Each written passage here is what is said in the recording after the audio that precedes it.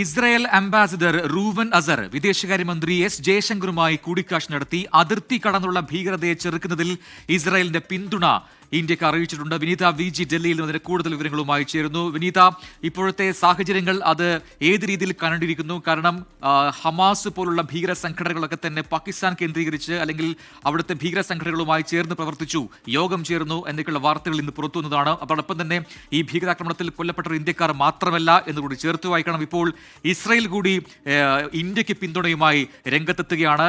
എപ്പോഴായിരുന്നു ഈ കൂടിക്കാഴ്ച? എന്തൊക്കെ കാര്യങ്ങൾ ചർച്ചയായി എന്നാണ് അറിയാൻ കഴിയുന്നത്?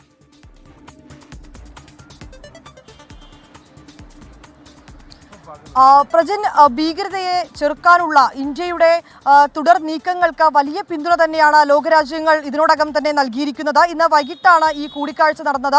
വിദേശകാര്യമന്ത്രി എസ് ജയശങ്കറിന്റെ ഓഫീസിലെത്തിയാണ് ഇസ്രായേൽ അംബാസിഡർ ഈ കൂടിക്കാഴ്ച നടത്തിയിരിക്കുന്നത്. റൂവൻ അസർ ഇസ്രായേൽ അംബാസിഡർ വിദേശകാര്യമന്ത്രിയുമായി കൂടിക്കാഴ്ച നടത്തി. ഒപ്പം തന്നെ ഭീകരതയെ ചെറുക്കുന്നതിനുള്ള ഇന്ത്യയുടെ നീക്കങ്ങൾക്ക് എല്ലാവിധ പിന്തുണയും അറിയിച്ചിട്ടുണ്ട്. അതിർത്തി കടന്നുണ്ടാകുന്ന ഇത്തരം ഭീകരതകൾ അതൊരു തരത്തിലും അംഗീകരിക്കാൻ കഴിയില്ലെന്നും അതിനെ തടയുന്നതിനുള്ള ഇന്ത്യയുടെ തുടർ നടപടികൾക്ക് ഇസ്രായേലിന്റെ എല്ലാവിധ പിന്തുണയും ഉണ്ടാകുമെന്നും അദ്ദേഹം അറിയിച്ചിരിക്കുകയാണ്. അല്പസമയത്തിന് മുൻപാണ് ഈ കൂടിക്കാഴ്ച നടന്നിട്ടുണ്ടായിരുന്നത്. ശേഷം ഇങ്ങനൊരു കൂടിക്കാഴ്ച നടന്നതായും ഇരുവരും അറിയിക്കുകയും ചെയ്തിട്ടുണ്ട്. ഈ ഇന്ത്യ ഇപ്പോൾ നിലവിൽ നേരിടുന്ന സാഹചര്യത്തിൽ ഇത്തരം പിന്തുണ ഇന്ത്യയെ സംബന്ധിച്ചിടത്തോളം വലിയ ആശ്വാസകരവും ഒപ്പം തന്നെ തുടർ നീക്കങ്ങൾക്ക് വലിയ ഊർജ്ജവും കൂടി പകരുന്നതാണ്. ഇതിനോടകം തന്നെ മറ്റ് ലോകരാജ്യങ്ങളടക്കം ഇന്ത്യക്ക് പിന്തുണയുമായി രംഗത്തെത്തിയിട്ടുണ്ടായിരുന്നു. ഇതിന് പിന്നാലെയാണ് ഇപ്പോൾ ഇസ്രായേലും ഇന്ത്യയുടെ ഭീകരതയെ ചെറുത്തു നിർത്താനുള്ള നടപടിക്രമങ്ങൾക്ക് ഒരു പൂർണ്ണ പിന്തുണയുമായി രംഗത്തെത്തിയിരിക്കുന്നത്. വിനീത വി.ജി. ഡൽഹിയിൽ നിന്നും വിശദാംശങ്ങൾ നൽകിയത്.